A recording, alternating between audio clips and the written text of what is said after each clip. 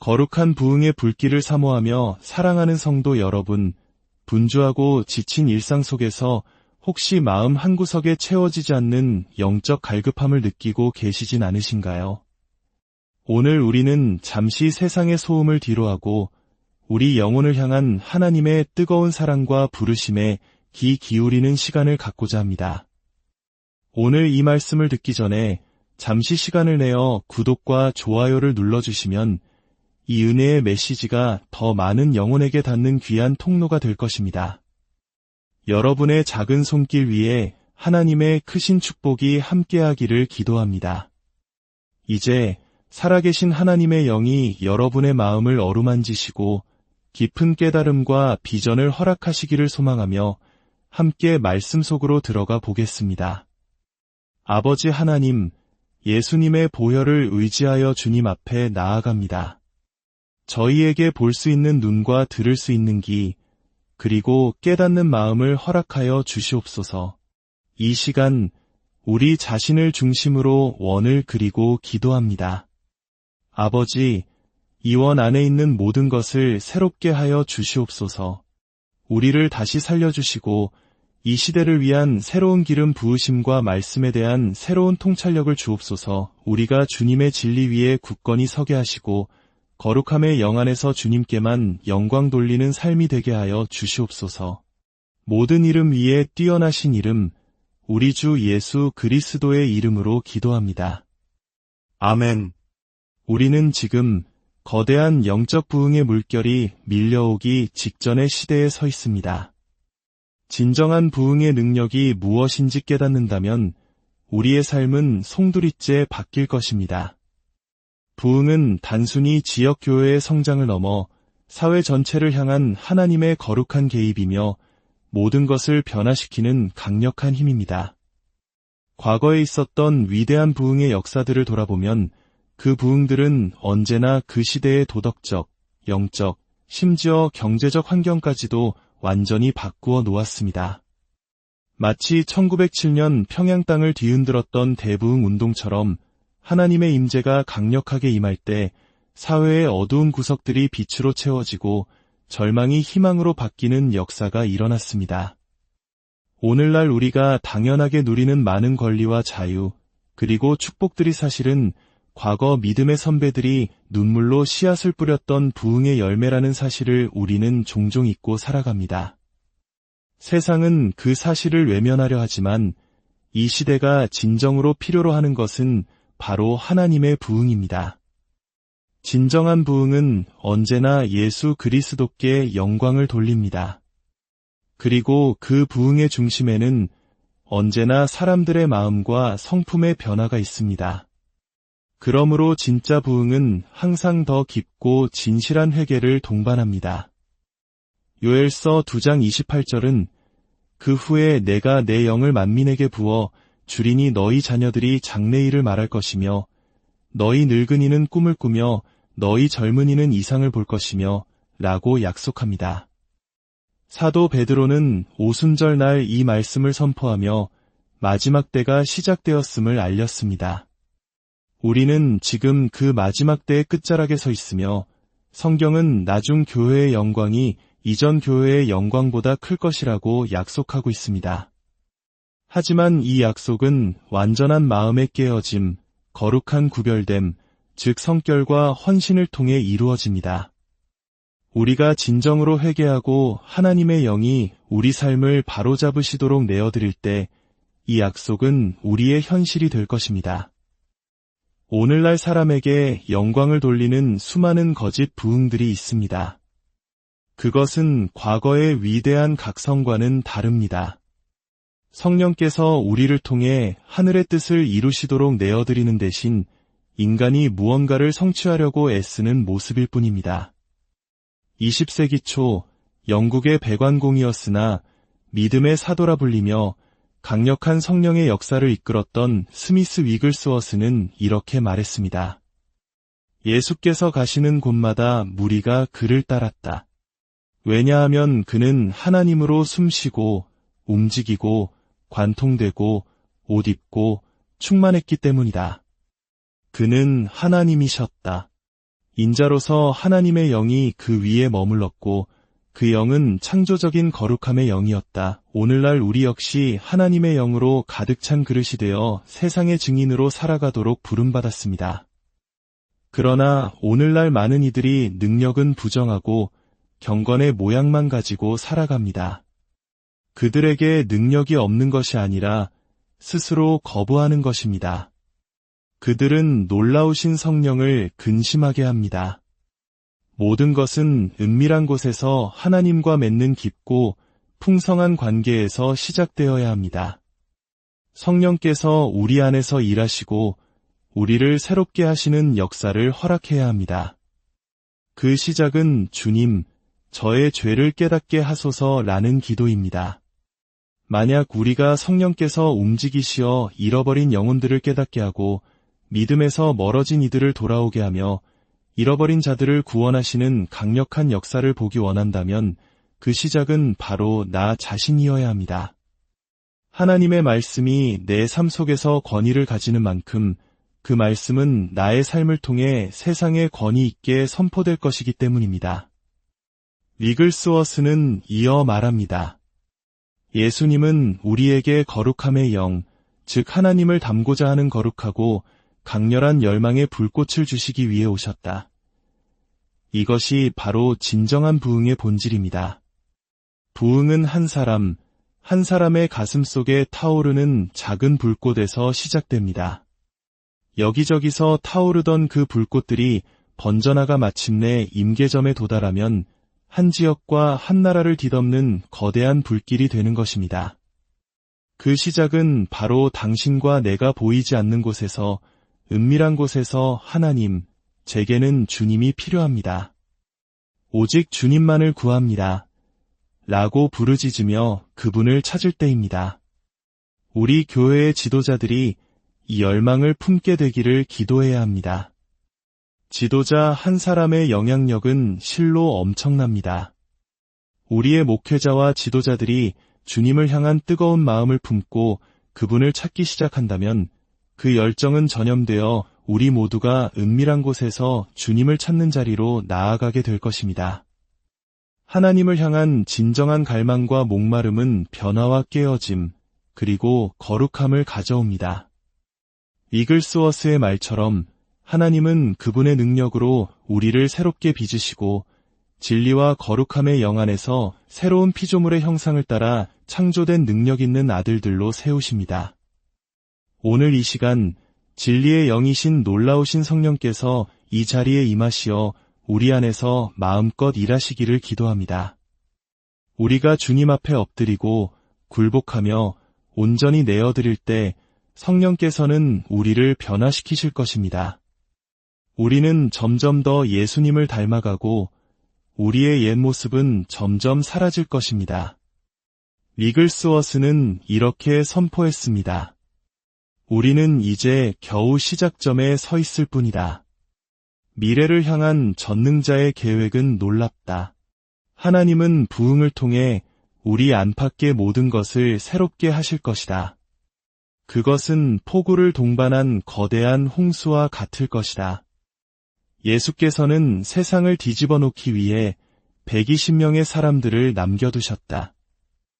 이제 상황을 바꿀 성령이 우리 위에 있다. 이전 세대의 믿음의 사람들은 단지 선포하는 기도가 아니라 하늘의 문을 두드리고 해산의 고통처럼 부르짖는 기도를 드렸습니다. 밤낮으로 영혼을 위한 부담감을 가지고 성령님, 제게 영혼을 위한 부담감을 주십시오. 믿음을 저버린 이들을 위한 그 아픈 마음을 주셔서 제가 밤낮으로 주님께 부르짖게 하소서. 주님의 영이 이제 됐다. 돌파구가 열렸다고 말씀하실 때까지 결코 멈추지 않겠습니다. 라고 기도했습니다. 마치 상고를 겪는 여인이 아이를 낳을 때까지 멈추지 않는 것처럼 우리도 성령의 파도가 우리를 이끄시는 대로 끈질기게 기도해야 합니다. 바로 그때 하나님께서는 이 시대의 부흥을 탄생시키실 것입니다. 예수님은 신적인 권위와 능력을 가지셨고 그것을 우리에게 남겨주셨습니다. 우리는 우리 내면의 가장 깊은 곳에서부터 진리와 거룩함, 그리고 순결을 선포해야 합니다. 거기에 부흥이 있습니다. 하나님께서 움직이시는 곳에는 반드시 진리와 거룩함, 순결이 있어야 합니다. 부패하고 말씀과 어긋나며 육신을 즐겁게 하는 것들이 아니라 영혼을 변화시키는 진정한 변화가 있어야 합니다. 그것이 진짜 부흥의 증거입니다. 저는 하나님을 더욱 갈망합니다. 위글스워스는 거룩했을 뿐만 아니라 거룩함을 사랑했습니다. 만약 우리가 목마르다면, 그리고 하나님께서 우리의 갈증을 더 크게 키워주시기를 기도한다면 우리 안에는 반드시 거룩함을 향한 열망이 있어야 합니다. 하나님께서 우리를 더 깊은 곳으로 이끄시고 사용하시기 원하신다면 우리는 반드시 거룩함 안에서 성장해야 합니다. 지금 이 시대 하나님께서는 당신의 교회를 정결하게 하시며 우리를 거룩함으로 부르고 계십니다. 그 과정은 때로 아프고 대가를 치러야 합니다. 하나님은 예리한 칼을 들고 오셔서 우리의 육신에 속한 것, 우리를 더럽히고 방해하는 모든 것을 잘라내십니다. 하나님께서 우리 내면 깊은 곳까지 들어오실 때 우리는 비로소 그분을 반영하는 삶을 살 수 있습니다. 마음의 보좌에 그리스도를 모시고 날마다 그분과의 관계 안에서 새로운 충만함과 직관을 얻게 됩니다. 이 관계는 은밀한 곳에서 날마다 그분을 좇고 그분께 매달리며 그분을 중심으로 우리의 삶을 재편할 때 형성됩니다. 우리가 그분께 가까이 나아갈 때 우리는 그분을 닮아갑니다. 하나님이 우리처럼 되시는 것이 아니라 우리가 그분처럼 되어야 합니다. 우리를 얽매는 모든 죄를 벗어버리고 인내로써 앞으로 나아가야 합니다. 거룩하게 살자. 그러면 부흥이 임할 것이다. 하나님께서 우리에게 맡기신 일을 할 수 있도록 능력을 주실 것이다. 위글스워스의 이 말은 우리에게 큰 도전이 됩니다. 하나님께서 부르시고 세우셨지만 거룩함을 붙들지 않아 영향력을 잃어버린 이들이 얼마나 많습니까? 저는 단지 사람들을 감동시키는 메시지로 많은 이들에게 알려지기를 원치 않습니다. 저는 삶을 변화시키고 예수님께 영광을 돌리는 하늘로부터 온 살아있는 말씀을 원합니다. 저는 숫자를 보지 않고 오직 예수님만 바라봅니다.